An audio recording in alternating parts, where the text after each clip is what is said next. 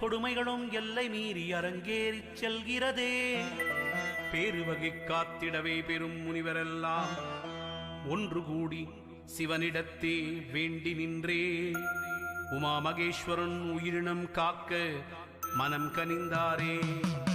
தாருகாபுரம் அக்கினி சாந்தமாகி சிவனாரின் நெஞ்சினிலே சிறு குழந்தையாயிருக்க பார்வதி தேவி அவள் தன் குமாரனாய் வளர்த்தாளே.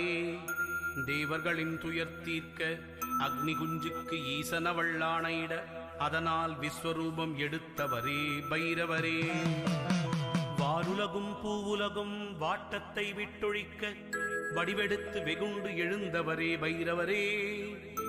முதலில் 8 பிரிவாக வடிவெடுத்து பின் 64 மூர்த்தங்களில் 64 சக்தி கணங்களாய் செயல்பட்டு அந்தகாசுரனையும் சம்பகாசுரனையும் வதம் செய்தவரே.